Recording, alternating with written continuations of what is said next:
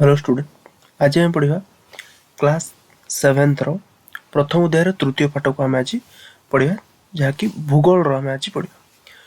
तो विषयटर ना हूँ भूमि रूप पृथ्वीर अभ्यंतर आम आज पढ़ा भूमि रूप। ठीक, पृथ्वी पृष्ठ उभय जल और स्थल भाग द्वारा गठित। आम जाने आम पृथ्वी पृष्ठ बास करूँ, तो पृथ्वी पृष्ठ आम कौन अच्छी उभय जल भी अच्छी आ कौन स्थल अच्छी। विस्तीर्ण स्थल भाग को महादेश कहुए आउ जल भाग को कौन कहुए महासागर बोली कहुए। यह आम जाचे यही महादेश और महासागर गुड़िक ही प्रथम श्रेणीर भूमि रूप। आम जदि भूमि रूप को विभक्त करवा तार प्रथम श्रेणी जहाँ रही सी हूँ महादेश आउ महासागर। महादेशर पर्वत मालभूमि समतल भूमि आदि भूमि रूप देखा जाए। महादेश कौन कौन देखा जाए? पर्वत आम देखू, मालभूमि देखो, समतल भूमि आदि भूमि रूप आम एठी देखी था, आम डिवाइड करते एगुड़ा को निजे। सेहीपरि महासागर रे मही सपन, मही ढालू, महासागर समतल आदि भूमि रूप आम देखी था। महादेश और महासागर अंतर्गत यही मुख्य भूमि रूप गुड़िक द्वितीय श्रेणी भूमि रूप। ये जो गुड़ा आम पढ़ले एगुड़ा को कौन भूमि रूपर द्वितीय श्रेणी भूमि रूप बोली एगुड़ा को कहुए। यह व्यतीत आउ कौन अच्छी? यह व्यतीत भूपृष्ठ उपत्यका, जलप्रपात, नदीगंड और शुक्राकृति ह्रद, त्रिकोण भूमि आदि भूमि रूप मान दृष्टिगोचर हुए। और एगुड़िक कौन तृतीय श्रेणी भूमि रूप। जदि यहीटा को आम कौन करवा चार्ट अनुसार देखा तो तले आम चार्ट देखी कौन भूमि रूप। भूमि रूप आम प्रथम श्रेणी, द्वितीय श्रेणी, तृतीय श्रेणी, तीन प्रकार श्रेणी भूमि रूप को तीन श्रेणी विभक्त कराई। तो प्रथम श्रेणी कौन कौन? प्रथम श्रेणी आम महादेश और महासागर आम पढ़ले। द्वितीय श्रेणी कौन अच्छी? पर्वत मालभूमि समतल भूमि, तापर ये हूँ कौन महादेशर आउ महासागर कौन महिषपर महीठालू महासागर समतल। तृतीय श्रेणी सेमती कि उपत्यका, नदीबांक, अश्वकराकृति ह्रद, त्रिकोण भूमि ये सामुद्रिक खंड, निमज्जित नदीखंड। ये सब आम भूमि रूप विषय जानिले। तापर आम पढ़ा भूचलन। चलन मान कौन? चलवा, भूचलन भूमि चलवा, ए विषय आम पढ़ा। भूपृष्ठ तथा अभ्यंतर परिवर्तन लगी रही। भूपृष्ठ अभ्यंतर परिवर्तन लगी रही। ऊपर परिवर्तन लगी रही, आम ऋतु परिवर्तन होमती भू अभ्यंतर विभिन्न परिवर्तन लगी रही। विभिन्न शक्ति प्रभाव यही परिवर्तन संभव हुए। आम जो विषय पढ़ा से आम कौन कौन शक्ति से विषय आम पढ़ा। केते गुड़िक शक्ति भूपृष्ठ कार्य करता एगुड़ी को बाह्य शक्ति कहुए। जो गुड़ा बाहर जो शक्ति गुड़ा बाहर काम करता से कौन कहुए? बाह्य शक्ति। जो गुड़िक भू अभ्यंतर कार्य करता है से शक्ति को कौन कहुए? आभ्यंतरण शक्ति। बुझिपार? आउ आभ्यंतरण शक्ति मुख्यतः केते भाग विभक्त? दुई भाग विभक्त। एटी आम पढ़ा आभ्यंतरण शक्ति दुई भाग विभक्त कौन? त्वरित शक्ति आउ एक रहा धीर शक्ति। त्वरित शक्ति जोड़ा सांगे सांगे होता भूमिकंप, अग्नि उद्गिरण, भूस्खलन। धीर शक्ति कौन? पर्वत गठन, महादेशीय संचलन। सेपरी बाह्य शक्ति कौन? क्षयकारी जमाकारी कौन थाए? नदी द्वारा, हिमवाह द्वारा, पवन, भूचल जल, सामुद्रिक जल। केतेक शक्तिर प्रभाव हठात भूचलन होता है। किसी शक्ति प्रभाव हेले आम हठात कि भूचलन होता है। भूचलन कौन? आम जो भूमिकंप कहे आम एमती हिसाब से भूमिकंप कहते हैं। भूमिकंप, अग्नि उद्गिरण, भूस्खलन आदि ए प्रकार भूचलन उदाहरण। आम बेसिकली जानी था कौन को आम भूमिकंप बोली आम जानी था। अन्य केतक शक्ति प्रभाव में धीर भूचलन होता है। आउ किसी शक्ति अच्छी जो धीरे धीरे धीरे धीरे भूचलन होता है। यह द्वारा कौन होता है? यह द्वारा पर्वत गठन होता है। आम जो हिमालय पर्वत आम कहे ताहा यही धीर भूचलन जो आम गठन होती।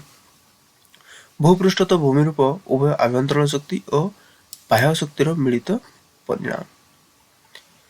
एवं पढ़िया आम कौन? महादेशीय संचालन। महादेश गुड़िक आम केमती संचालन चली से विषय आम पढ़ा। देखो महादेश संचालन पूर्व मुझे कहवाई चाहिए कि तुम्हें जदि आम मैप सीरीज न देखुच तो मैप सीरीज देख से आम पूरा देश को आम बुझाई ट्राए करूँ। जदि से सीरीज देखिबो तुम्हें से विषय जानी पारिबो। आमे सेठी आमे देश विषय तापर कौन महासागर महादेश से विषय आम सब आलोचना करुचु ठीक। तो से सीरीज को मध्य तुम देख जो द्वारा तुमको महादेश विषय जानापी तुमको जल्दी हे। पृथ्वीर कठिन भूभाग उपर आम बसवास करुचे आम समस्त जानी आम कौटी बास करुचे आम पृथ्वीर भूभाग उपर बास करुचे यह आमको स्थिर और चलन शून्य लगे आमको केमती लगे आम कौन घुरुचे भाया लगे कि बुलुचे भाया लगे कि नाई आमको यह स्थिर लगे। प्रकृति पक्षे उभय स्थल पक्षी और जलपद सर्वदा गतिशील आम जब प्रकृति जानापी चाहिए ताले यह कौन सब गतिशील। एमाने अनवरत स्थान परिवर्तन करने को लगी भूविज्ञानी मतरे नियुत नियुत वर्ष पूर्व सबुजाक महादेश मिसी गोटे महादेश एवं सबुजाक महासागर मिसी गोटे महासागर थिला। जितेबले आम भारत भारत रूप नहीं नथिला जितेबले अमेरिका अमेरिकार रूप नहीं नथिला जितेबले ऑस्ट्रेलिया ऑस्ट्रेलिया रूप नहीं नथिला सेतेबले कोन थिला गोटे थिला पूरा गोटे गलेई थिला ठीक आ मझिरे मध्य गोटे गलेई थिला ये जो पूरा गलेईटा थिला यार ना थिला कौन पांजिया और ये जो समुद्र थिला यार ना थिला कौन पांथालासा ठीक। परवर्ती समय पांजियार मध्य भाग रे एक संकीर्ण तथा अगभीर समुद्र सृष्टि है यह टेथिस सागर कहगला। आम जदि यही अंचल देखा यह मनकर आमर यहाँ हूँ आमर इंडिया जो तुम वर्ल्ड मैप रे देखिबो यह हूँ आमर इंडिया तो ये जगार अच्छे आमर कौन टेथिस सी ठीक। एबे भी आम एबे मेडिटेरियन सी कहे जहाँकि आगु टेथिस सी कह जाउतला ए मझिरे टिके पानी थिला माने कौन कहती अगभीर समुद्र थिला ताकू कहे टेथिस सी कह जाउतला। टेथिस सागर उत्तर थिबा भूखंड को आंगारा लैंड कह जाउतला ये जो ऊपर पार्ट रे अछि यह को कौन कह जाउतला आंगारा लैंड हाँ आउ तଳ पार्ट को कौन कह जाउतला गंडवाना लैंड बोली कह जाउतिला। एबेकार उत्तर अमेरिका यूरोप और एशिया महादेश अंगारा लैंड रे गठित आम तबे ऊपर गुड़िका कौड़ा यहाँ मुझे मझे ना ऊपर गुड़ा युड़ा तो ये हूँ कौन उत्तर अमेरिका। जदि तुम वर्ल्ड मैप रे देखिबो ताने मैप को जाई मैप रो प्लेलिस्ट को जाई तुम देखि नबो यह सेथारे पूरा मैप को बुझा जाइछि। तो ये हूँ उत्तर अमेरिका ये हूँ कौन यूरोप ठीक आउ ये हूँ एशिया। तो एमाने सबू कौन रहिले एमाने सबू आंगारा लैंड रो गठित। से परी आफ्रिका ये हूँ कौन आफ्रिका दक्षिण अमेरिका ये हूँ दक्षिण अमेरिका अंटार्कटिका ये तले अच्छी कौन अंटार्कटिका आउ रहा ऑस्ट्रेलिया ये रहा ऑस्ट्रेलिया आउ दक्षिण भारत मालभूमि ये दक्षिण भारत मालभूमि एमाने सब रहिले कौन गंडवाना लैंड रे गठित होते ये समस्ते गंडवाना लैंड रे गठित होते। कालक्रमे पांजियार भूभाग फाट सृष्टि होगा सह धीरे धीरे भूचलन है प्रथम ए इंडिया आमर कौन ये ठीक ये धीरे धीरे जाई से तार एवं स्थान अच्छी ये उत्तर अमेरिका अंगारा लैंड रु और दक्षिण अमेरिका गंडवाना लैंड रु विच्छिन्न हो गला फल अंटार्कटिका महासागर सृष्टि है। उत्तर अमेरिका अंगारा लैंड रु और दक्षिण अमेरिका गंडवाना लैंड रु यही एरिया रु आउ एरिया रु जिते जदि आम यही खापटा को देखा तो देखो ए खापर मिसला भाई लगुच ना। तो ये जिते से अलग अलग हेले एठी आमर कौ फल अंटार्कटिका महासागर सृष्टि होता ये जो एस टाइप रो अंटार्कटिका सागर रो एस टाइप रो ये देखा जाए तो ये सागर सृष्टि होता या व्यतीत अंटार्कटिका ऑस्ट्रेलिया भारत दक्षिणांश क्रमे आफ्रिकार विच्छिन्न हो गले फलस्वरूप भारत महासागर उद्भव है आम भारत महासागर उद्भव होता। एबे आमे देखुवा स्थल और जलभागर बंटन महादेशीय संचलन फल महादेशीय संचलन एक अति धीर तथा निरवच्छिन्न प्रक्रिया सुतरां समयानुक्रमे स्थल और जलभागर बंटन नूतन समीकरण भाव में सुनिश्चित मन हुए। विशाल महादेशीय भूखंड गुड़िक गतिशील होबार कारण कौन यह केउं प्रक्रियार फल यही प्रश्न समाधान सूत्र भूविज्ञानी माने बाहर करछन्ति।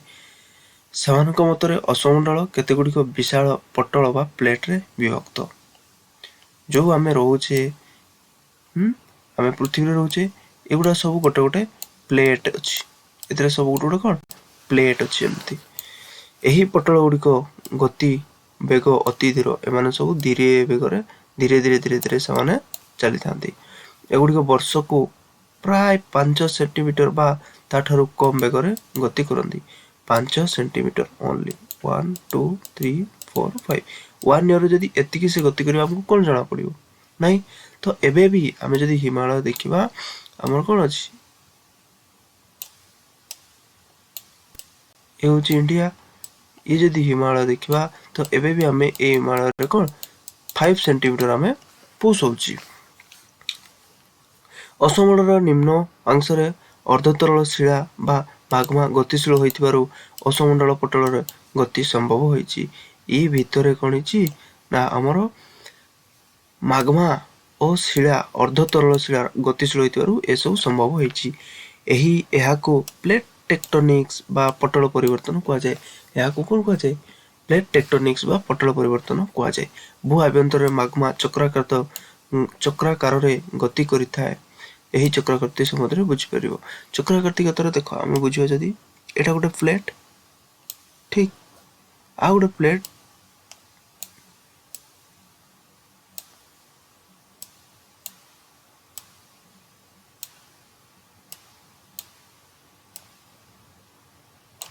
जदि हम 8 देखिबा तो कोन हिची